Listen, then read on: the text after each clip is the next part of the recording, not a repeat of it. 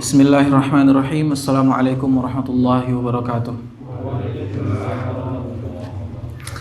Innal hamdalillah nahmaduhu wa nasta'inuhu wa nastaghfiruh wa na'udzu billahi min syururi anfusina wa min sayyiati a'malina. Man yahdihillahu fala mudilla lahu wa may yudlil falan tajida lahu waliyyan mursyida. Asyhadu an la ilaha illallah wa asyhadu anna Muhammadan 'abduhu wa rasuluhu la nabiyya wa la rasula ba'dah. Segala puji bagi Allah Subhanahu wa taala yang masih memberikan kita kesempatan dan keimanan tentu saja, sehingga kita bisa melangkahkan kaki untuk menuntut ilmu di tempat yang berkah ini insyaallah.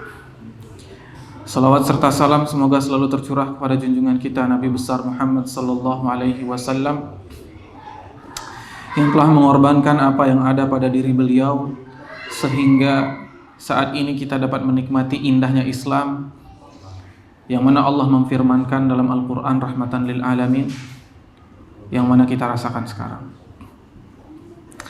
Baik, di kesempatan yang berbahagia ini tidak lupa, pertama kita selalu mengingatkan untuk selalu meningkatkan ketakwaan kita kepada Allah Subhanahu wa taala. Ta'ala nu'minu qalilan, agar kita ingat bahwasanya tujuan kita diciptakan adalah untuk taat dan beribadah kepadanya. Dan salah satu cara yang bisa mendorong kita untuk selalu ingat kepada Allah, kemudian selalu ingin beribadah, adalah mengingat mati. Wa idza jaa ajaluhum la yastakhiruna sa'atan wa la yastaqdimun. Apabila telah datang ajal seseorang, maka tidak mungkin bisa diakhirkan sedikit pun atau dimajukan sedikit pun juga. Jadi memang tidak ada yang tahu kapan kita meninggal.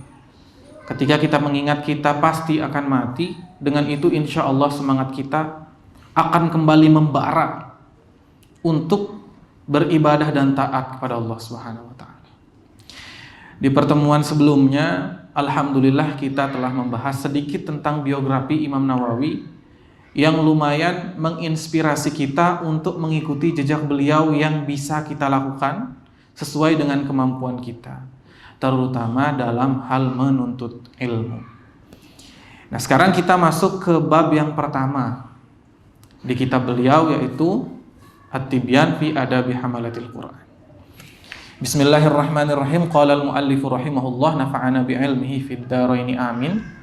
Al-babul awwal, bab yang pertama, fi atrafin min fadilati tilawatil Quran wa hamalatihi. Jadi sisi-sisi yang di dalamnya terdapat fadilah membaca Al-Quran, kemudian hamalah, mengamalkan dan menghafalkannya. Di bab pertama ini dibuka oleh Imam Nawawi dengan firman Allah Subhanahu wa taala, qala azza wa jalla, innal ladzina yatluna kitaballahi wa aqamus salata wa anfaqu mimma razaqnahum sirran wa alaniyah yarjuna tijaratan lan tabur liwafiyahum ujurahum wa yazidahum min fadlih innahu ghafurun syakur. Jadi Allah Subhanahu wa taala berfirman, sesungguhnya orang-orang yang membaca kitab Allah Subhanahu wa taala dengan rasa ikhlas, wa aqamus shalah, dan mendirikan salat. Mendirikan artinya untuk dirinya pribadi, kemudian mengajak orang untuk melaksanakan salat berjamaah bagi yang laki-laki. Wa anfaqu mimma razaqnahum, dan salah satu dari ciri orang yang beriman disebutkan juga di awal surat Al-Baqarah, ketika ia menginfakkan harta yang diberikan kepadanya, sirra wa alaniyah, baik itu secara diam-diam ataupun secara terang-terangan. Yarjuna tijaratan lan tabur, maka sesungguhnya ia telah mengharapkan perniagaan yang tidak mungkin rugi. Jadi ketika ada orang yang membaca Al-Quran dengan ikhlas, kemudian mendirikan sholat, berinfak dengan harta yang telah diberikan oleh Allah Subhanahu wa taala, dia telah berniaga dengan perniagaan yang tidak mungkin rugi. Jadi hal itu sudah ditetapkan oleh Allah, yang mana ayat Allah la raiba fihi, ayat Allah tidak mungkin ada keraguan di dalamnya. Jikalau Allah sudah berkata yarjuna tijaratan lan tabur, ketika kita berinfak, ketika kita melakukan sholat, ketika kita membaca Al-Quran dengan ikhlas kemudian memahami isinya, kita pasti akan mendapatkan keuntungan yang mana tidak akan rugi. Kemudian Allah Subhanahu wa taala melanjutkan liwaffiyahum ujurahum, untuk menyempurnakan pahala mereka, wa yazidahum min fadlih, dan menambah keutamaan Allah di dalam diri mereka. Innahu ghafurun syakur. Sesungguhnya Allah Subhanahu wa taala adalah Tuhan yang menerima taubat atau Tuhan yang Maha Pengampun dan Maha menerima syukur.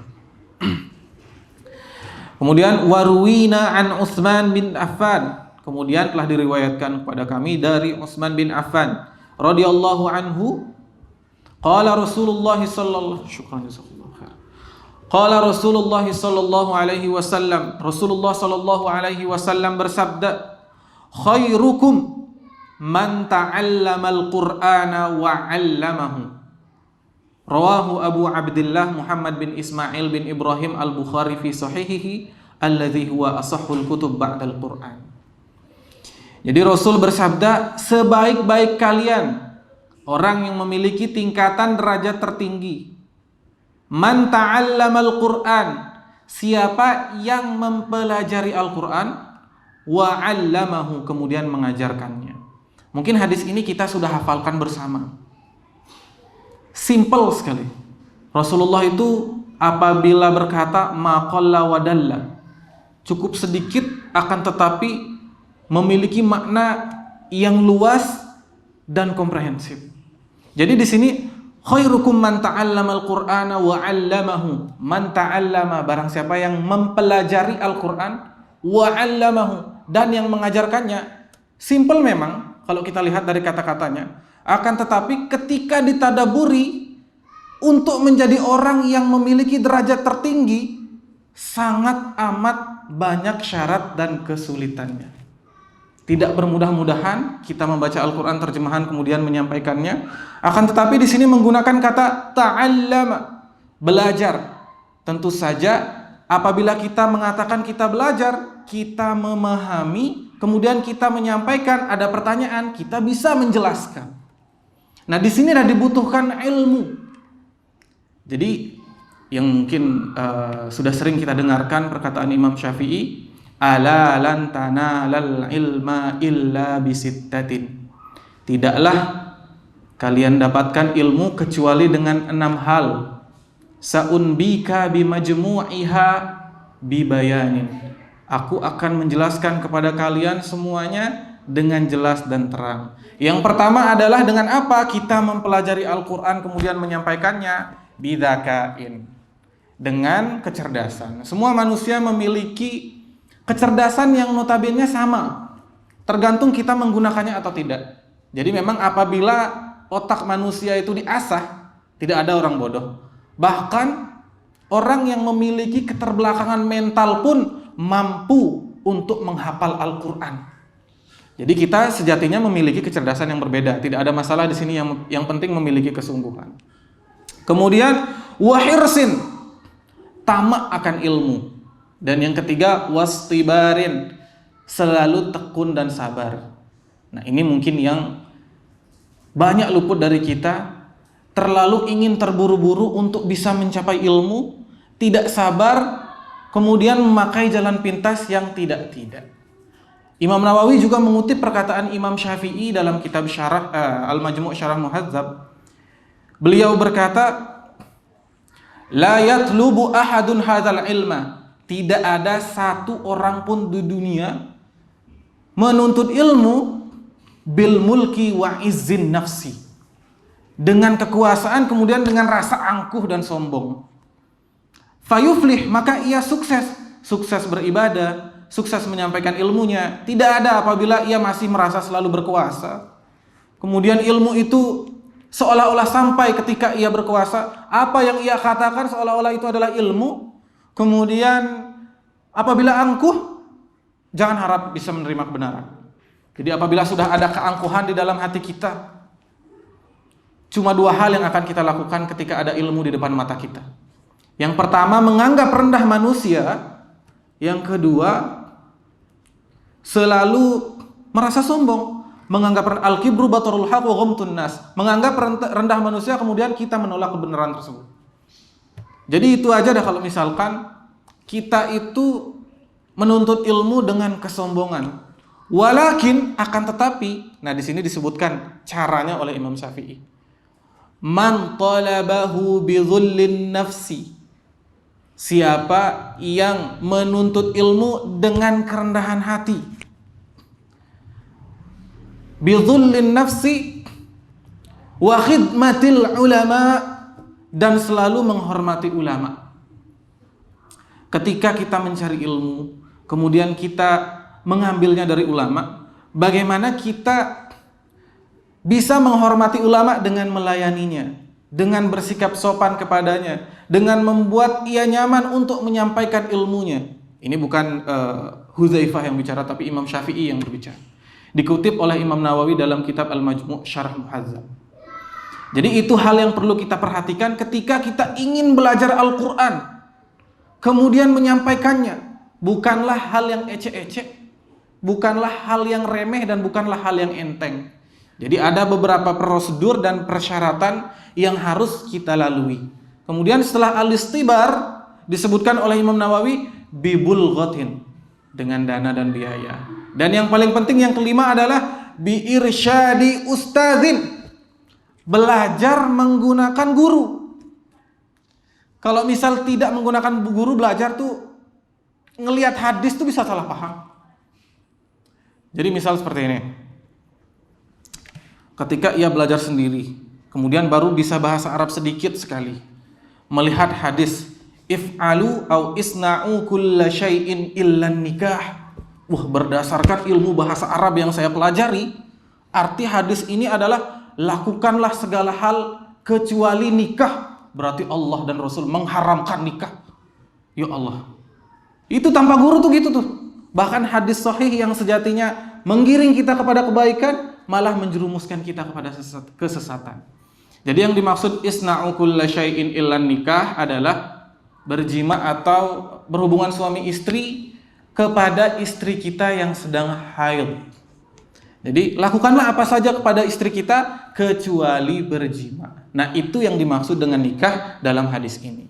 Makanya irsyadu ustadzin adalah hal yang paling penting untuk kita ketahui dan kita perhatikan. Sekarang setelah irsyadu ustadzin, kita lihat ustadznya itu siapa. Seperti itu. Jadi ketika kita mengambil ilmu, jangan asal mendengarkan orang, ilmu kita serap, kita sampaikan, kita jadikan keyakinan dalam hati kita. Jadi kita harus melihat pengajar atau orang yang akan kita ambil ilmunya. Jadi jika orang yang mengajarkan tentang kesesatan, yang mana hal itu sudah terkenal seantero Indonesia, bahkan seantero jagat, dia mengajarkan kesesatan, jangan dengarkan ilmunya. Misal contoh, apabila ada orang yang mengatakan bahwasanya kita sebagai umat Islam, dengan lembut dia berkata, memiliki prinsip rahmatan lil alamin, rahmat bagi setiap alam. Jadi janganlah menyalahkan agama-agama lain, karena Islam itu adalah rahmat. Semua agama itu sama benarnya, hanya saja jalannya yang berbeda. Apabila sudah seperti itu, ya mungkin sekilas ketika tidak memiliki dasar kita langsung, benar juga ini. Berarti orang Kristen yang menyembah Yesus benar, berarti ini.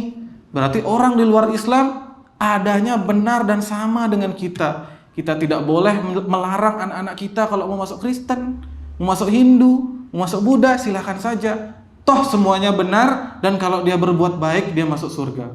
Na'udzubillah, summa na'udzubillah. Jadi ketika kita mendengarkan orang dengan keyakinan bahwasanya orang itu adalah benar, perlu diteliti, kemudian bertanya kepada orang yang kita anggap bisa bertanggung jawab atas ilmu dan apa yang ia sampaikan. Jadi itu. Nah, ini dah salah satu penjelasan tentang hadis Rasulullah sallallahu alaihi wasallam, khairukum man ta'allamal Qur'ana wa 'allamahu. Hadis sahih yang diriwayatkan oleh Imam Bukhari yang mana Ibnu Shalah mengatakan bahwasanya kitab yang paling sahih setelah Al-Quran adalah kitabnya Imam Bukhari, yaitu Sahih Bukhari. Kemudian hadis yang selanjutnya adalah an Aisyah radhiyallahu anha qalat qala Rasulullah sallallahu alaihi wasallam, dari ibunda kita Aisyah radhiyallahu anha, Rasulullah sallallahu alaihi wasallam bersabda, alladzi yaqra'ul Qur'ana wa huwa mahirun bihi. Sesungguhnya orang yang membaca Al-Qur'an kemudian ia pandai dalam membacanya, ma'as safaratil bararah, ma'as safaratil kiramil bararah, maka ia bersama malaikat. Walladzi yaqra'ul Qur'ana wa huwa yatata'ta' fih, dan yang membaca Al-Qur'an akan tetapi ia terbata-bata, maka wa huwa alaihi syaqun lahu ajran, dengan kesulitan ia membaca itu ia memiliki 2 kebaikan. Jadi kebaikan yang ia dapatkan adalah lelahnya dia terbata-bata, kemudian sungguh-sungguhnya ia ingin membaca Al-Qur'an. Rawahul Bukhari, diriwayatkan oleh Imam Bukhari. Jadi ketika kita mendengarkan ayat ini, mungkin terbersit di hati kita, orang yang mahir membaca Al-Quran berarti ia bersama malaikat. Kemudian orang yang terbata-bata membaca Al-Quran memiliki 2 pahala. Oh berarti lumayan tuh terbata-bata membaca Al-Quran memiliki 2 pahala. Nah kebetulan saya lagi terbata-bata nih, tidak usah dah terlalu dilanjutin ngaji. Nah ini pakai guru lagi. Jadi apakah benar seperti itu? Kalau misalkan kayak gitu, ya udahlah, nggak usah saya ngaji lagi. Toh terbata-bata 2 pahalanya. Ya Allah. Jadi kita bahkan ada yang sudah lancar baca hadis ini sengaja diterbata-batain. Allahumma shalli ala Muhammad. Jadi kalau misalkan disebandingkan nih, mana yang lebih tinggi dan mulia derajatnya? Bersama malaikat karena kita mahir membaca, kemudian mampu memahami dan mengamalkannya, atau kita terbata-bata membaca memiliki 2 pahala? Itu kan jelas lebih tinggi atau mulia yang kita bersama malaikat. Jadi jangan terkecoh dengan 2 pahalanya.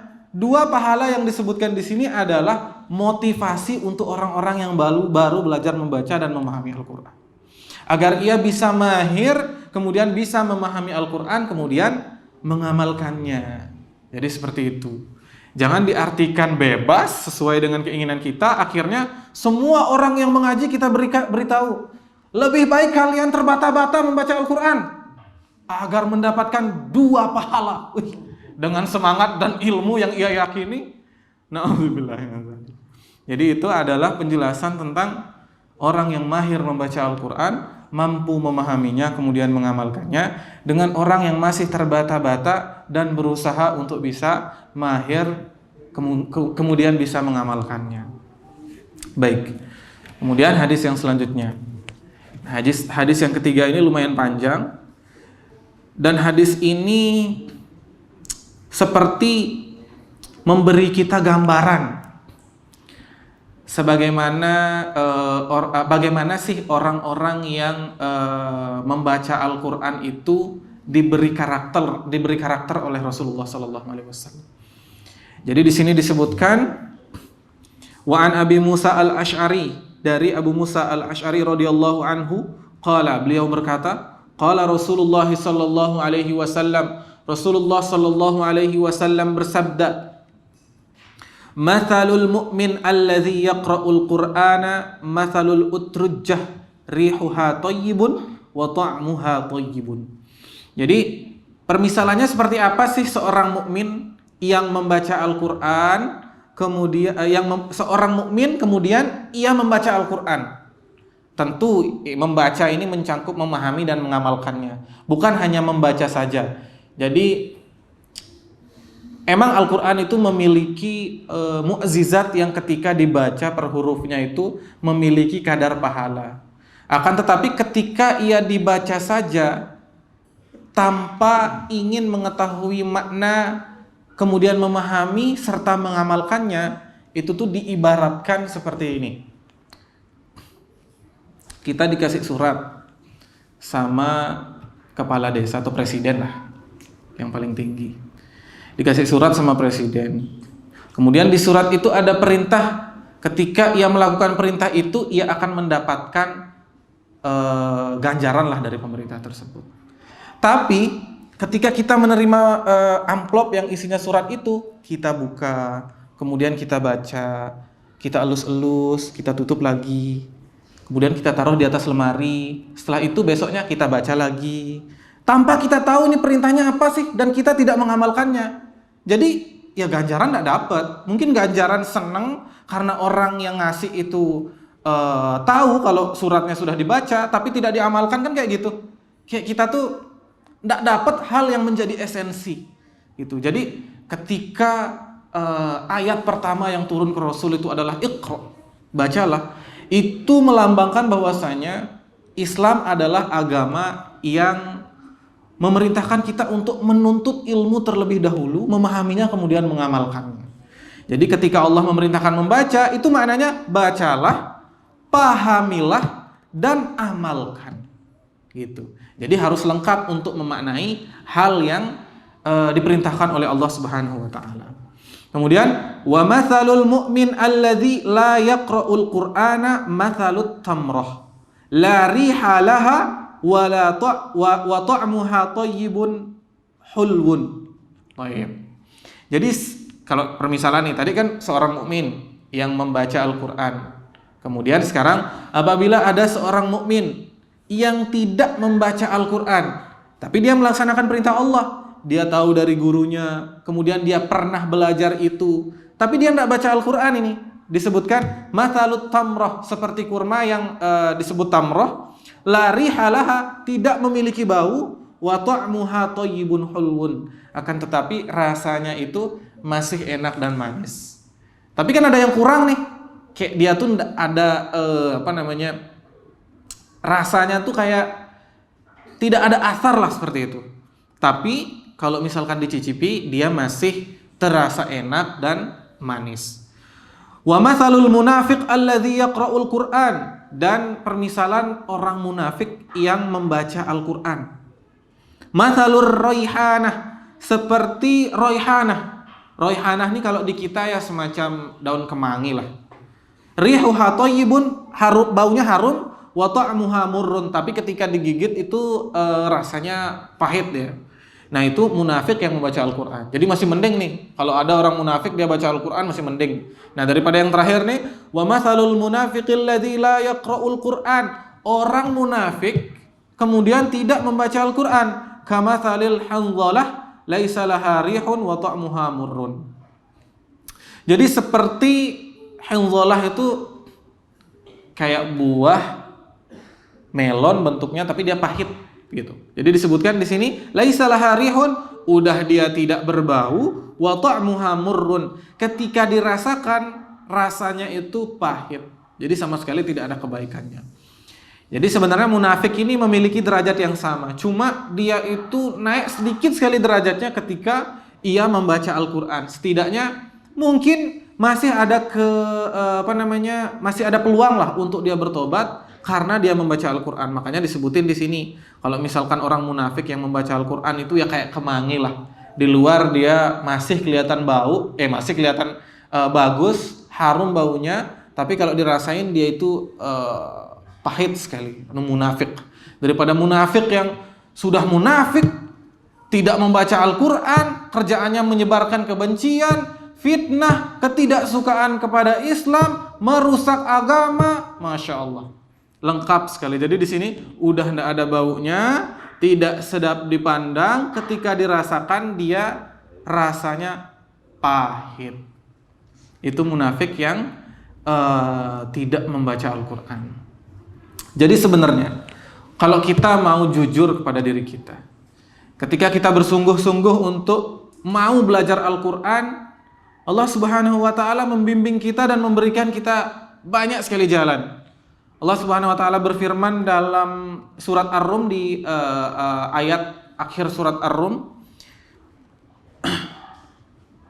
Innal ladzina jahadu fina lanahdiyannahum subulana. Jadi Imam Al-Qurtubi mengatakan bahwasanya ayat ini ayat yang menjelaskan tentang jihad.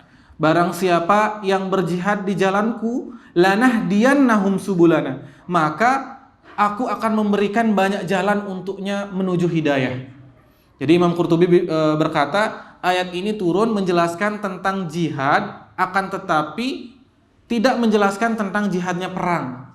Jadi ayat ini turun sebelum ayat jihad perang itu diwajibkan. Nah, jadi ketika Allah Subhanahu wa taala berfirman, "Lanahdiyannahum subulana innalladzina jahadu fina", orang-orang yang bersungguh-sungguh di jalanku. Jadi dia itu bentuknya itu bersungguh-sungguh.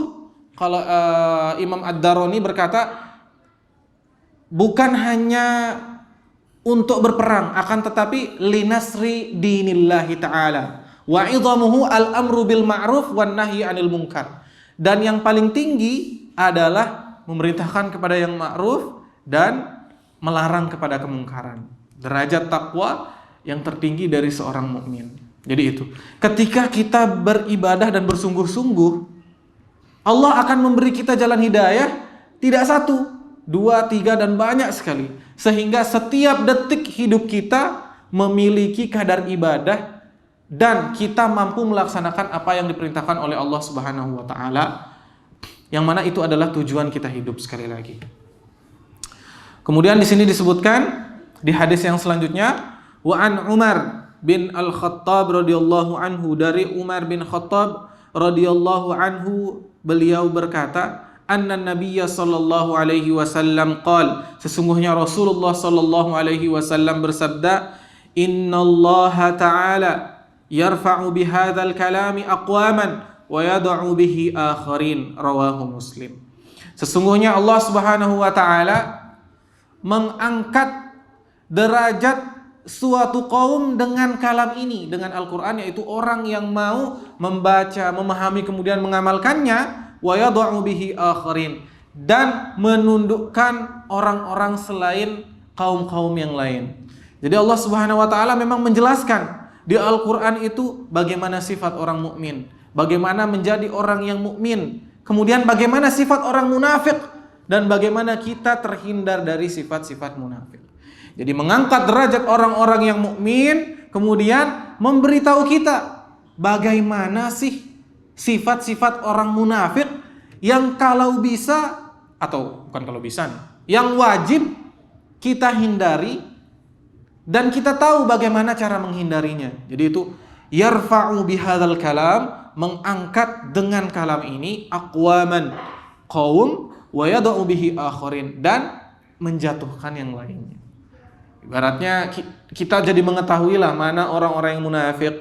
Kemudian Allah Subhanahu wa taala memberi kita hidayah agar kita menjauhi orang tersebut dan mengambil ilmu hanya dari orang-orang yang mukmin, memiliki pemahaman yang benar tentang agama dan mampu membimbing kita ke jalan yang lurus. Amin amin ya rabbal alamin. Baik, sebelum kita lanjut, mungkin ada pertanyaan dulu dari bapak-bapak sekalian.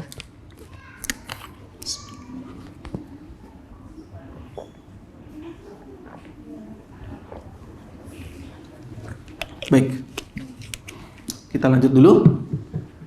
Baik, mungkin nanti di akhir kita buka sesi tanya jawab lagi. Baik, kemudian hadis selanjutnya. Wa an Abi Umamah Al-Bahili, dari Abu Umamah Al-Bahili radhiyallahu anhu, sami'tu Rasulullah sallallahu alaihi wasallam yaqul, beliau berkata, aku mendengar Rasulullah sallallahu alaihi wasallam bersabda, Iqra'ul Qur'ana, bacalah Al-Qur'an, fa innahu ya'ti yaumal qiyamah syafi'an li ashabihi. Bacalah Al-Qur'an, sesungguhnya nanti di hari kiamat ia akan menjadi penolong bagi orang-orang yang membacanya, li ashabihi. Jadi memang salah satu keuntungan kita membaca Al-Qur'an itu, nanti Al-Qur'an akan menolong kita di hari kiamat ketika kita dalam kesulitan.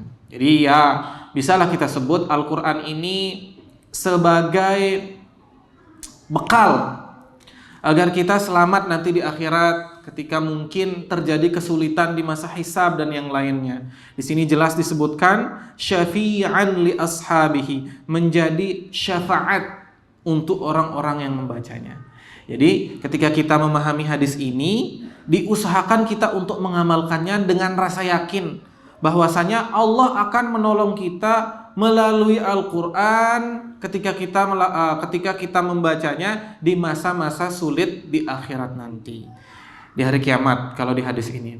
Kemudian hadis yang selanjutnya, wa an ibni Umar radhiyallahu anhuma, dari Ibnu Umar radhiyallahu anhuma, anin Nabi sallallahu alaihi wasallam qala, dari Nabi sallallahu alaihi wasallam bersabda, la hasada illa fitnataini, tidaklah ada rasa hasad kecuali untuk dua hal.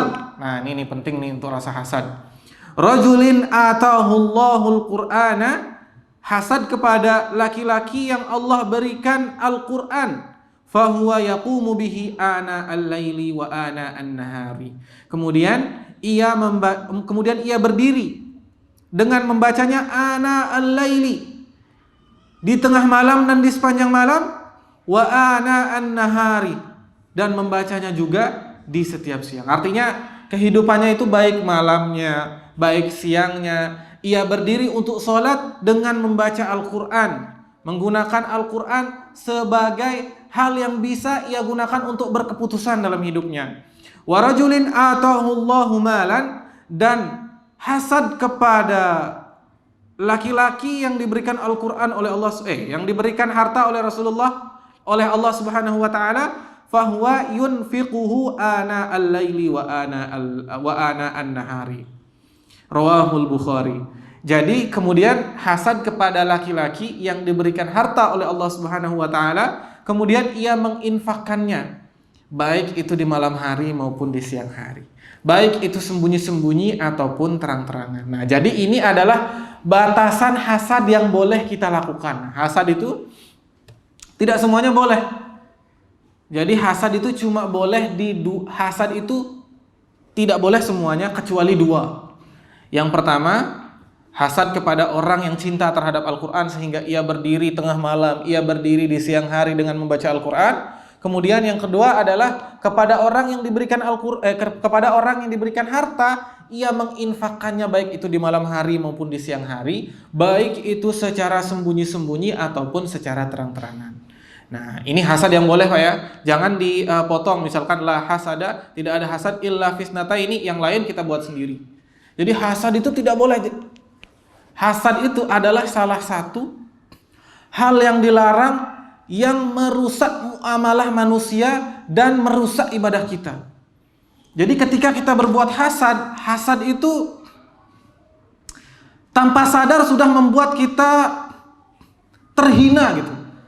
Jadi ketika memang hasad itu datang di diri kita, tapi ketika seorang mukmin menerima hasad, bagaimana caranya ia mengkantar hasad tersebut dengan beristighfar, kemudian selalu husnuzon pada orang yang ia hasadi.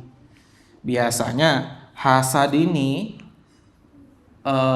kasusnya di masalah dunia. Misal ada orang jelek sekali mukanya menurut kita, kemudian dapat istri cantik sekali, hasadnya sampai rontok jenggot. Ya Allah Rabbi, jangan. Terus ketika kita hasad, kemudian kita biarkan hasad itu dalam hati kita, ngelahlah dia Pak. Jadi ketika hasad, ya Allah, kok bisa sih dia dapat cewek secantik itu, padahal hidungnya peset, giginya tonggos, semua sudah kayak gitu. Kemudian ngelahlah ke yang lain, jangan-jangan dia kedukun nih. Kedukun pakai pelet. Ya Allah, oh iya, minggu lalu tak lihat dia naik gunung, jangan-jangan di situ dia ngambil pelet. Kemana-mana dia hasadnya. Apalagi masalah harta, datang motor baru ke tetangga, datang kulkas baru ke tetangga. Perasaan dia kerjanya gitu-gitu aja. Kok bisa sih dapat motor? Kok bisa dapat kulkas? Jangan-jangan ngepet, jangan. Itu kan ngelahlah dia. Kalau hasad itu seperti itu. Jadi ketika kita mendapati diri kita hasad, sebisa mungkin kita langsung membaca surat An-Nas, langsung membaca surat Al-Falaq. Agar apa? Agar kita terhindar dari hasad tersebut, kemudian hati kita kembali suci. Kadang kan memang tidak bisa dipungkiri nih, yang namanya hasad ya datang sendiri dia kan Pak. Jadi kalau misalkan ada yang kita lihat nih, untuk mukmin yang derajatnya masih kayak kita lah, pertengahan. Jadi kalau misalkan ada hal yang membuat kita hasad, dia datang sendiri. Kok bisa? Nah itu. Jadi kalau misalkan datang pertanyaan, kok bisa, istighfar langsung ngaji. Qul a'udzu birabbin nas, malikin nas, ilahin nas. Apalagi hasadnya dikomporin sama tetangga, kelar. Kalau dikomporin sama tetangga, jangan-jangan bener Allah maksudnya. Jadi kalau udah hasad, apapun yang dilakukan manusia itu rasanya kayak salah aja di mata kita. Misalkan kita malam-malam lewat di rumah tetangga, ada tetangga yang memang kita hasadi jemur baju malam-malam. Jadi itu dijadiin omongan, ya kengken ngumbah baju petang-petang, sing sitoh baju anemi gitu. Jadi kayak emang lucu kalau dipikirin, terutama di ibu-ibu, kalau ada ibu-ibu di belakang. Jadi ibu-ibu tuh kalau hasad lucu mereka tuh. Jadi hal yang seperti itu sepele tuh jadi omongan dan memang melebar kemana-mana. Jadi kita berlindung kepada Allah Subhanahu Wa Taala dari rasa hasad, iri, dengki, kemudian yang menimbulkan fitnah sehingga membuat hati kita tidak suci dan amalan yang kita perbuat hangus terbakar ketika di hari kiamat nanti. Jadi memang ketika hasad ditanya oleh Allah Subhanahu Wa Taala, amalmu mana?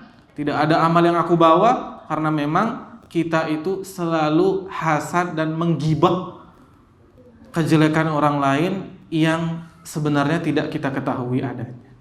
Baik. Mungkin untuk biar lebih rileks lagi, kita buka tanya jawab. Jadi 10 menit lagi nih Isya. Jadi insya Allah kita buka tanya jawab, kemudian diskusi bersama. Baik, tafadhol. Nah.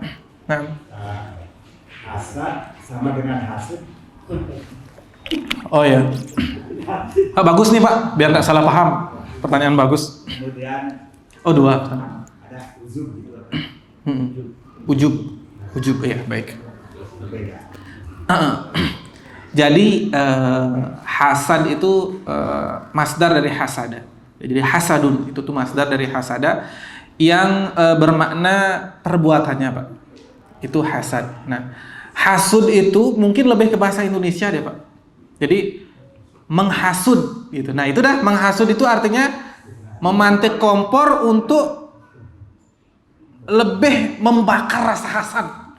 Gitu Pak. Jadi itu mungkin sepengetahuan saya, mungkin itu lebih ke bahasa Indonesia dia. Jadi hasad itu perbuatannya. Jadi ketika kita merasakan hasad dan mengaplikasikannya dalam kehidupan, hasud itu kompornya gitu. Jadi hasud itu juga perbuatan, tapi dia lebih ke membuat hasad ini semakin menjadi-jadi gitu.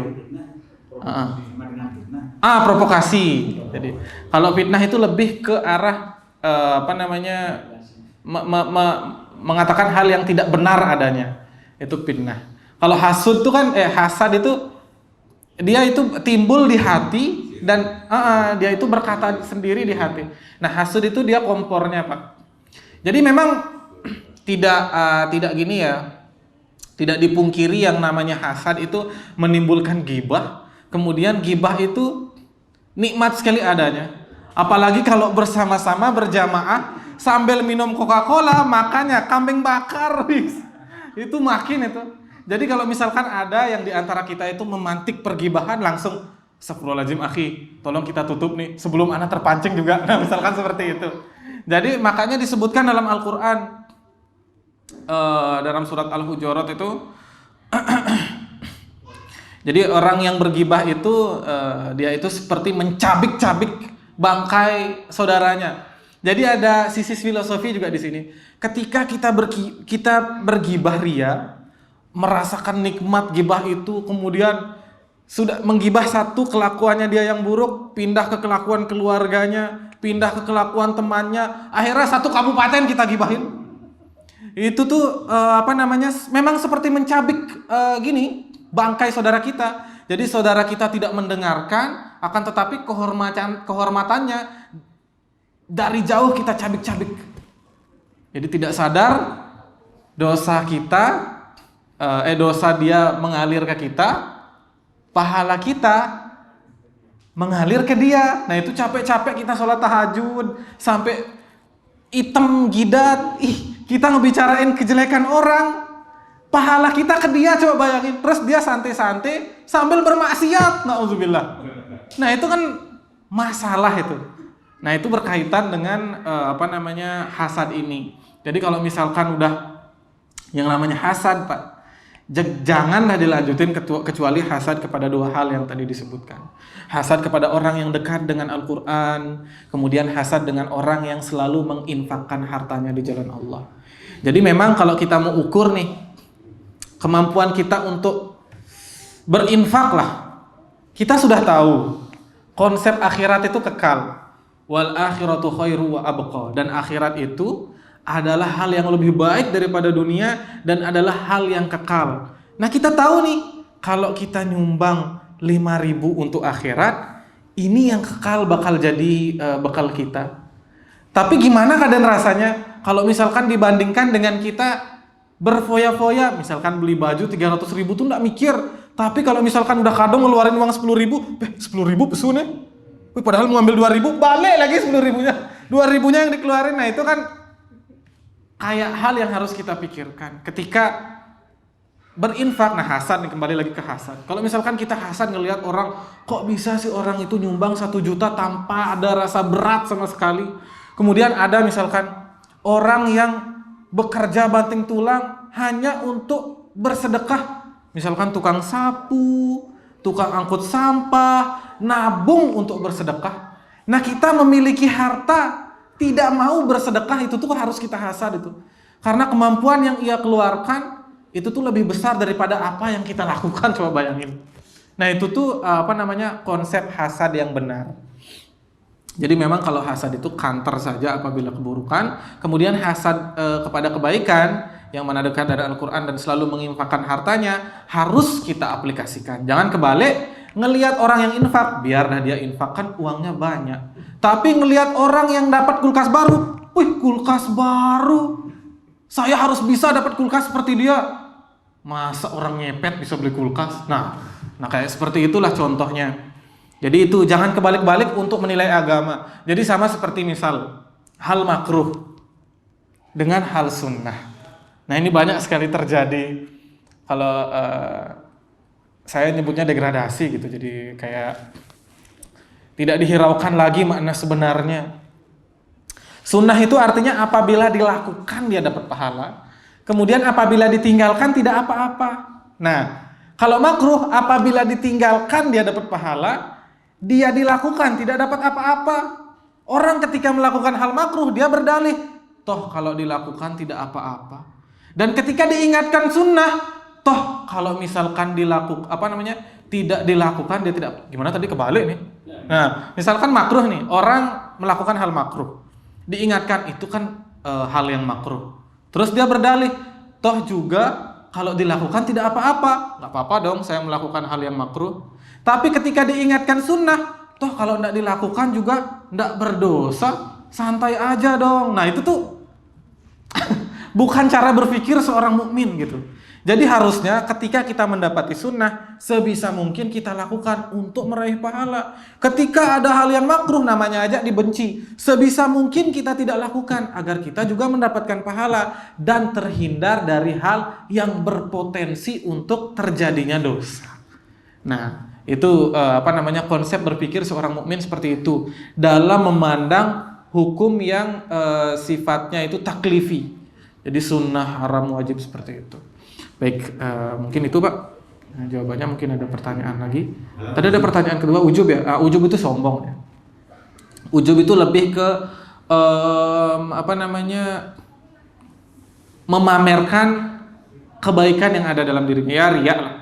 Tapi ujub itu kan bisa juga mencangkup harta gitu. Misalkan kalau dia itu punya mobil baru gitu. Nah, biar dilihat sama orang jerih payahnya dia kerja itu, setiap lewat rumah bapak, misalnya bapak mau dipamerin nih, ngebel 3 kali, tet, sakral sekali. Nah, itu ujub. Jadi dia sombong dengan hartanya. Kemudian apabila ia bersedekah misalkan bapak sedekah 100.000 dengan kemampuan bapak, tapi dia sedekah 1 juta. Pas dia ngasih uang, berdehem dia sambil ngelihat bapak. Nah, kayak gitu. Baru uangnya dilebarin sekali. Nah, ujub tuh Pak. Jadi kayak gitu tuh salah satu hal yang memang harus kita hindarkan juga. Nah, ketika disebutkan di sini sirru alaniyah disebutkan dalam ayat pertama yang disebutkan oleh Imam Nawawi. Maksudnya itu terang-terangan ya sudah. Kalau ada orang kita mau sedekah, jangan takut dianggap riya. Itu kan sama juga riya gitu. Jadi namanya sedekah terang-terangan ya udah sedekah aja. Nah, ketika kita itu ingin hati kita lebih bersih, ya udah kita sedekahnya diam-diam. Ketika takmir masjid itu keluar, mau masuk ke rumahnya baru kita panggil, kemudian kita sedekah gitu. Tapi jangan minta diumumin sama aja nih. Jadi sedekah ya udah sedekah aja diam-diam. Jangan bilang, "Pak, ini saya sedekah diam-diam ya. Nanti diumumin di masjid kalau saya sedekah diam-diam." Nah, seperti itu. Jadi itu adalah hal yang harus kita jauhi. Baik, mungkin satu pertanyaan lagi. Ustaz, masalah menuntut ilmu Al-Quran, Ustaz. Pas sekarang kan banyak orang tuh belajar Al-Quran tapi tidak mengajarkan, malah setelah dia belajar Al-Quran tuh seperti kayak dilomba-lombakan, Ustaz. Nah, sedangkan di akhirat tuh orang pertama kali dihisab kan orang yang menuntut ilmu, Ustaz. Baik. Nah, balik lagi ke niat deh, Pak. Ketika kita belajar Al-Quran, kemudian kita memiliki ilmunya, tidak apa-apa nih ya. Laula an asyqa ala ummati la amar innaha la waqtuha laula an asyqa ala ummati. Jadi itu tuh tergantung niatnya lagi, Pak.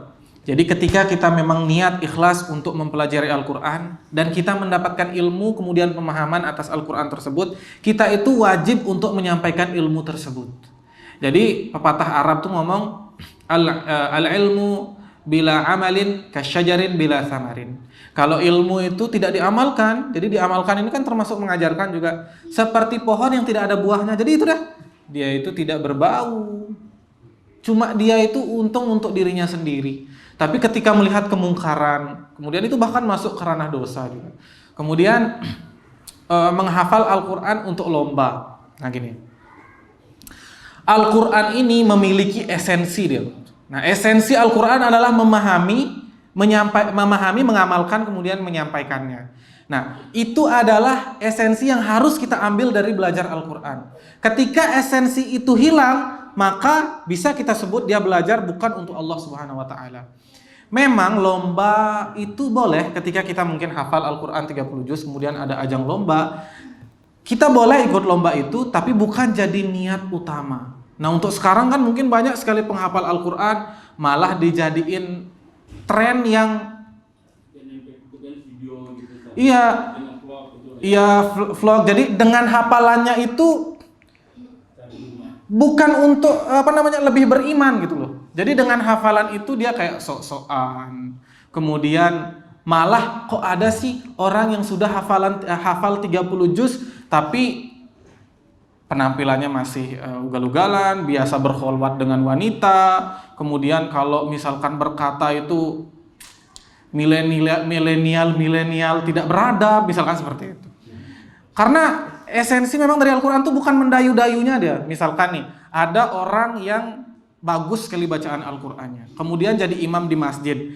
Kita ke masjid itu fokus dengan dayuan Al-Qurannya. Nah itu udah bukan esensi lagi. Jadi memang kalau orang dikasih anugerah suaranya bagus, dia lebih utama jadi imam. Tapi ketika kita berjamaah di belakangnya, bukan kita untuk mendengarkan suaranya. Tapi esensi bukan untuk itu, tapi untuk semata-mata beribadah dan ikhlas kepada mengharap ridho Allah Subhanahu wa Ta'ala. Jadi kira-kira itulah, Pak. Jadi memang kalau misalkan bisa mempelajari Al-Quran kemudian mengamalkan dan mengajarkannya, maka ia wajib mengajarkannya. Tidak boleh ia sekap dirinya. Jadi kan man katama'an ilmin faktamahu uljima yaumal qiyamah. Jadi fima makna lah. Jadi ada hadis Rasulullah SAW, barang siapa yang diberikan ilmu oleh Allah Subhanahu Wa Taala dengan belajar, kemudian ia menyembunyikannya, maka ia itu disiapkan kursi di api neraka. Jadi udah disiapin nih kursi, dia menuntut ilmu tapi tidak menyampaikannya, udah ada kursi di neraka untuk dia. Jadi memang kalau kita paham Al-Quran, belajar dari guru, kita itu wajib mengamalkan, kemudian menyampaikannya dari skup terkecil di keluarga, kemudian masyarakat sekitar kita. Baik, karena sudah Jadi kalau orang yang hafiz itu dia ada kewajiban untuk mengajarkan 30 juz. Nah itu dah Pak. Jadi kan hafiz itu sebenarnya gini. Yang diperintahkan di Al-Quran itu kan Iqra bismi rabbikal ladzi khalaq. bacalah dengan nama Tuhanmu yang menciptakan. Jadi sebenarnya yang diinginkan oleh Allah itu kita memahaminya, Pak. Jadi kalau misalkan kita sudah membaca kemudian menghafalkannya, misinya tidak selesai di situ. Jadi misinya itu harus dia lanjutkan lagi. Jangan mencukupkan diri sudah hafal, disuruh jadi imam di mana-mana, banyak uang, Al-Quran ditinggalkan, hanya murojaah biasa saja. Wajib memang murojaah ketika kita itu menghafal Al-Quran, tapi misinya harus dilanjutkan. Murojaah Al-Quran, belajar Al-Quran, mengamalkannya, kemudian menyampaikannya. Jadi itu tuh nyambung dia. Ketika memang ada orang yang memiliki kesempatan untuk menghafal Al-Quran, nah dia itu wajib untuk melanjutkan dengan memahaminya. Nah setelah dia memahami berarti kan dia wajib untuk menyampaikan. Jadi seperti itu. Bahasa singkatnya ya, orang yang menghafalkan Al-Quran wajib mempelajarinya, kemudian mengamalkan dan menyampaikannya. Itu yang lengkap. Jadi tidak berhenti dihafal saja. Baik. Karena banyak sekali juga orang yang hafal Al-Quran tapi kelakuannya masih tidak sesuai dengan syariat Islam. Baik. Mungkin hanya ini yang kami sampaikan. Kita cukupkan. Semoga dengan ini kita bisa husnul khotimah dan meningkatkan keikhlasan kita. Kita tutup dengan doa kafaratul majlis bersama. Subhanakallahumma bihamdika asyhadu an la ilaha illa anta astaghfiruka wa atubu ilaik. Billahi taufiq wal hidayah. Wassalamualaikum warahmatullahi wabarakatuh.